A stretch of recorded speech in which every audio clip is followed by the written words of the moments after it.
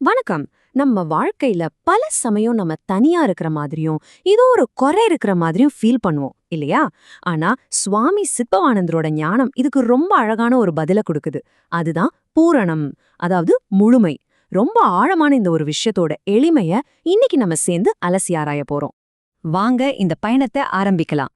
அதுக்கு முன்னாடி உங்களுக்கு நீங்களே ஒரு கேள்வி கேட்டுக்கோங்க. ஒரு அலைக்கு அதுவேதான் கடல்னு தெரியுமா? இது ஏதோ கவிதைக்காக சொல்றதில்ல. நம்மளோட உண்மையான இயல்ப, நம்மளோட சொரூபத்தை புரிஞ்சுக்கிறதுக்கான ஒரு சாவி இது. அந்த கேள்விக்கு பதில் தேட நமக்கு ஒரு அருமையான ரொம்ப சக்தி வாய்ந்த ஒரு உமை இருக்கு. அதுதான் அலையும் கடலும். இந்த ஊமையோட முக்கியமான விஷயமே இதுதாங்க. ஒரு அலை, அது எவ்ளோ பெருசா எழுந்தாலும் சரி, சின்னதா இருந்தாலும் சரி, அதை எப்பவுமே கடல்ல இருந்து பிரிக்க முடியாது. அது எப்பவுமே கடலோட தண்ணி தான். அதோட தோற்றம், அதோட இயக்கம், அதோட இருப்பு எல்லாமே கடல் தான். இப்போ இந்த ஒப்பீட்ட பாருங்கள, விஷயம் இன்னும் கிளியரா புரியும். அலைங்கிறது ஒரு தற்காலிகமான வடிவம். ஆனா கடலோ நிரந்தரமான சாரம். அலை பாக்குறதுக்கு தனியா தெரியலாம், ஆனா கடல் தான் முழுமை. அலைக்கு ஒரு எல்லை இருக்கு, சின்னது பெருசுன்னு சொல்லலாம். ஆனா கடல் எல்லை இல்லாதது. இந்த வேறுபாடு எல்லாமே வெறும் தோற்றம்தான். உண்மையில சாராம்சத்துல ரெண்டுமே ஒண்ணுதான்.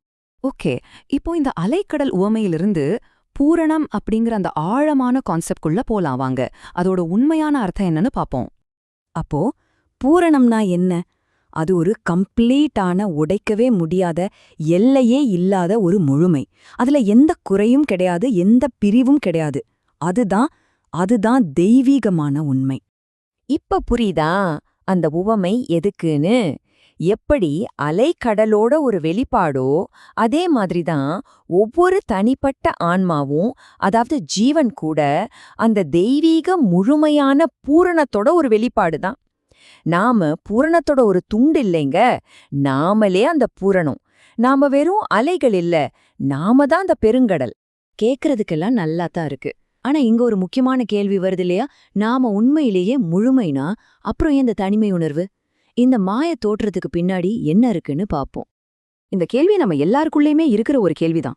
நாம தான் பூரணம்னா ஏன் நானும் நீங்களும் பிரிஞ்சிருக்கிற மாதிரி உணர்றோம்? எங்க இருந்து வருது இந்த தனிமை உணர்வு? வேதாந்தம் இதுக்கு ஒரு பேர் சொல்லுது, உபாதிகள். உபாதிகள்னா என்ன? நாம நம்மள சில குறுகிய விஷயங்களோட அடையாளப்படுத்திக்கிறோம் இல்லையா?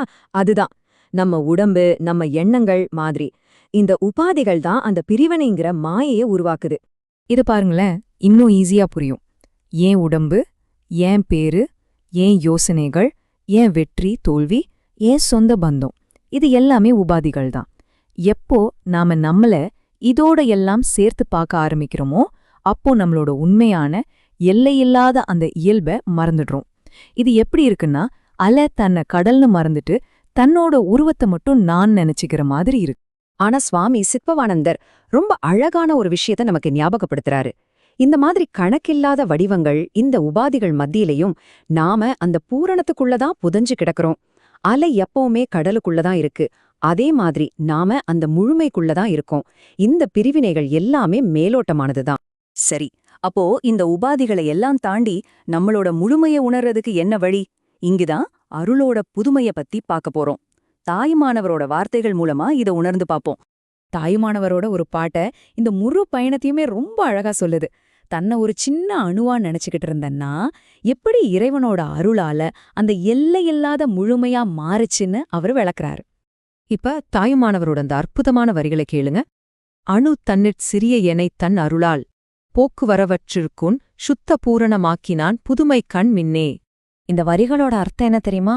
ஒரு அணுவை விட சின்னவனா இருந்த என்ன அந்த பேரானந்த ஜோதி தன்னோட அருளால பிறப்பு இறப்பே இல்லாத தூய்மையான நிரந்தரமான பூரணமாக்கிடுச்சு.